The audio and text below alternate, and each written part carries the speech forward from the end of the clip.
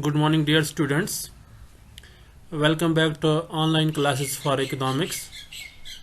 This is our fourth lecture, and the topic is production possibility curve. Production possibility curve, it is also known as production possibility frontier or transformation curve. So, as the name suggests, production possibility curve, that is, it is related to some diagrammatic concept. So when we are going to define this PPC, production possibility curve, it is actually the diagrammatic presentation of different combinations of two goods that an economy can produce with given resources and given technology, and when the resources are fully and efficiently utilized. So when we talk about PPC, production possibility curve, in this very concept we assume that a country is producing only two goods and resources are given, and with those given resources, how a country is utilizing those resources to produce those goods. So let us take good X and good Y, and production possibility schedule is given, and you can check in the diagram on your screen. Production possibilities combinations P, A, B, C, D, E and P dash. So we are having in panel A, we are having production possibility curve P, P dash, and in panel B we will discuss the attainable combinations and unattainable combinations, and we will also discuss the inefficient utilization of resources. So let us see this production possibility schedule. You can check at P, an economy can produce 0 units of good X and 21 units of good Y. At A, point A, in panel A, an economy produces 1 unit of good X and 20 units of good Y. At B, 2 units of good X and 18 units of good Y. C, 3 units of good X and 15 units of good Y. D, 4 units of good X and 11 units of good Y. E, 5 units of good X and 6 units of good Y. And at P dash, 6 units of good X and 0 units of good Y. So if you check, with the increase in the production of commodity X, the production of commodity Y or good Y decreases from 20, 21 to 20, then 18, then 15, then 16, and 15, then 11, then 6, then 0. And if you check the say decrease, it is at increasing rate. It is decreasing. Production of Y is decreasing but at increasing rate. What does that mean? That means for the first unit of commodity X, an economy is ready to sacrifice 1 unit of commodity Y. For the other unit of commodity X, an economy is ready to sacrifice 2 units of good Y. And for other one more unit of good X, an economy is sacrificing 3 units of good Y. And for one more unit, fourth unit, an economy is sacrificing 4 units of good Y. And for the fifth unit, an economy is sacrificing for fifth unit, economy is sacrificing say 5 units of good Y. And for the sixth unit, an economy is sacrificing 6 units of good Y. So that means that sacrifice increasing. And you can check that in the left panel and panel A in the diagram, and all the combinations on PPC, that is P, A, B, C, D, E and P dash in panel A, these are the efficient combinations. These are the efficient combinations. And in panel B, you can check P, A, B, C, D, E, P dash. These are the efficient combinations and resources are fully utilized. When we talk about the combination G, it is unattainable because we don't have so much of resources so that we can attain this G combination. So this is unattainable combination, unattainable output combination. Now point F. So combination F, it is inefficient utilization of resources. Why so? Because this is inside the PPC. Any combination inside the PPC, that is inefficient utilization of resources, and any combination outside the PPC, that is unattainable. Why it is unattainable? Because we don't have so much of resources to achieve or to attain that combination. And at point F, at combination F, we can increase our output. We can move towards the right, towards the PPC. And when we move towards the PPC, that is showing the increase in the output of the goods, good X and good Y, or at least of one commodity, good X or good Y. Let us move to the slide. Now let us discuss the assumptions of PPC. What are the assumptions of PPC? These assumptions are the conditions. If these conditions are removed, then this concept will become meaningless. And what are those assumptions? First is economy produces only two goods, good X and good Y. We assume that an economy is producing only two goods. Second, amount of resources available in an economy are given and fixed.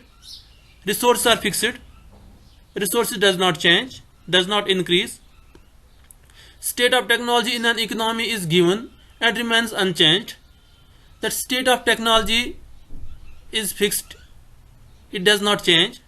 Resources can be shifted from the production of one good to another good. That means these resources can be transformed from production of one commodity to the production of other commodity. Say let us take the example of simple example of land. You can use piece of land for the production of rice, or you can use that land for the production of wheat as well. So if you are producing rice, then you cannot use that same piece of land for the production of wheat. And at the same time, if you are producing wheat, you cannot use that piece of land for the production of rice. Resources are fully employed and efficiently utilized. Those resources are fully employed and efficiently utilized. What do you mean by the fully employed and efficiently utilized? Fully employed means all the resources are used, all the resources are employed. And efficiently utilized means that minimum wastage. So efficiently utilized means we can say there should be no wastage of resources, and fully employed means all the resources are employed. So these are the assumptions of PPC. Let us move to the next slide. Now what are the features of production possibility curve? There are two important features of production possibility curve. One is the downward slope of PPC, that is production possibility curve is downward sloping. And why it is downward sloping? What is the reason that PPC is downward sloping? The only reason is that when we are having fixed resources, when we cannot increase our resources, so when an economy wants to increase the production of one commodity, it has to reduce the production of other commodity. With the given resources, an economy cannot increase the production of both the commodities. No doubt, when we talk about this production of both the commodities can be increased, but at that time you have to increase, an economy has to increase the resource base or improvement in technology. But in assumptions, we already discussed that resources are fixed and technology does not change. So with the fixed resources and fixed technology as well, an economy cannot produce an economy cannot increase the production of both the commodities. So to increase the production of one commodity, an economy has to reduce the production of other commodity. As you can check in the diagram below on your screen, on y-axis we are measuring say production of y, and on x-axis we are measuring production of x. And from combination A to B, at A combination, an economy is having say OY A units of output and OXA units of commodity X. But at combination B, that is increase in X, production of X from XA to XB, then there is decrease of production of Y from YA to YB. And point C, it is unattainable because inside the PPC I already told you. And point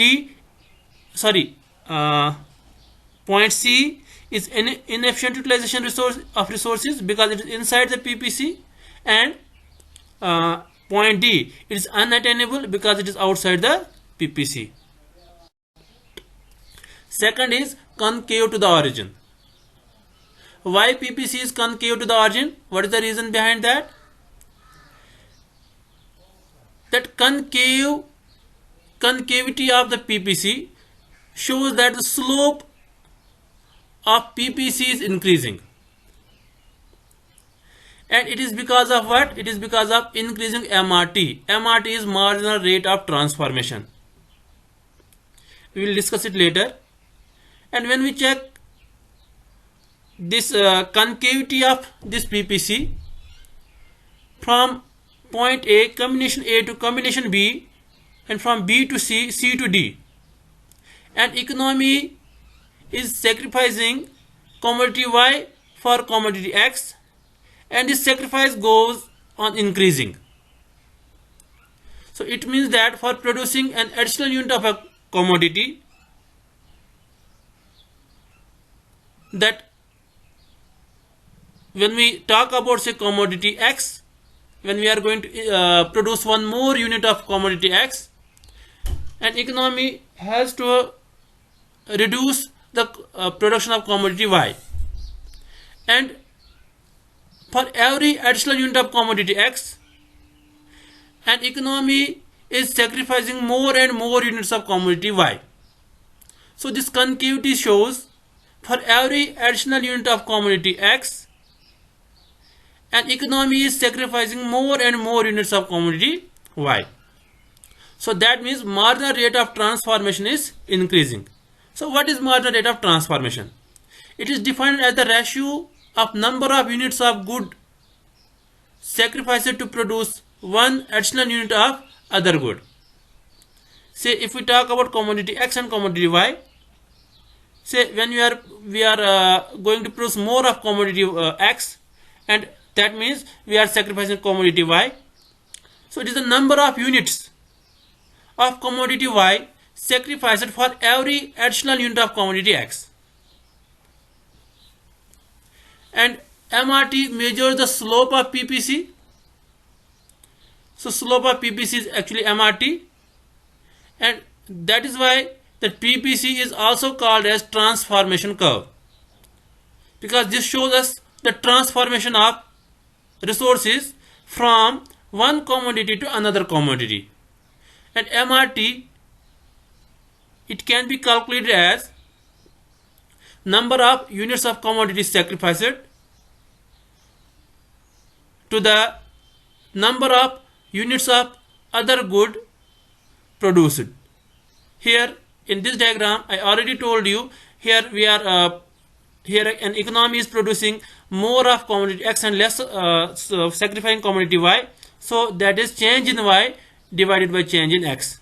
Amount of good Y lost divided by amount of good X gained. Here in this diagram you can see on your screen, we increase the production of X, and at the same time the production of Y is decreased. Now shape of PPC with different MRT and or MOC. MRT and MOC is one and the same thing. Marginal opportunity cost, MOC. In first diagram, you will see that PPC is concave to the origin. As we already discussed, this shape we have already discussed. Increasing marginal opportunity cost or MRT, and in second it is convex to the origin. In first panel, slope is increasing, no doubt downward sloping, but slope is increasing. In second panel, MRT is decreasing, that is decreasing marginal opportunity cost. Slope is downward, but slope is decreasing. And in third panel, it is straight line, constant MRT, and constant MRT means that for every additional need of one commodity, an economy is sacrificing same amount of other commodity, constant amount of other commodity. So constant marginal opportunity cost. So we are having three shapes of PPC: one concave, convex, and constant, or we can say that linear, straight line. So I am repeating: increasing MRT, then PPC will be concave; decreasing MRT, PPC will be convex; and constant MRT, then the PPC will be straight line.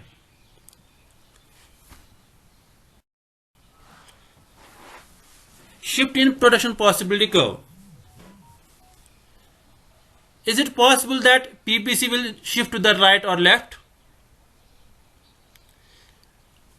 We already discussed about the assumptions of the PPC, that resources are fixed and technology is also given. So if the resource base or if the new stock of resources are discovered, then a country can produce more goods, more quantity rather we can say. So you can check, earlier we are having P dash in left panel. You can check on your screen, in left panel in the diagram we are having P dash, and A, B are the combinations. A is one combination, B is another combination. With the increase in resources, our PPC will shift to the right from P dash to P1 dash, and the rightward shift shows increase in the production of good X as well as good Y.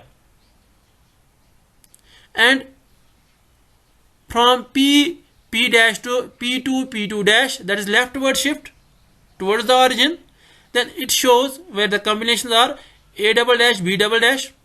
This shows that decrease in the production of good X and good Y.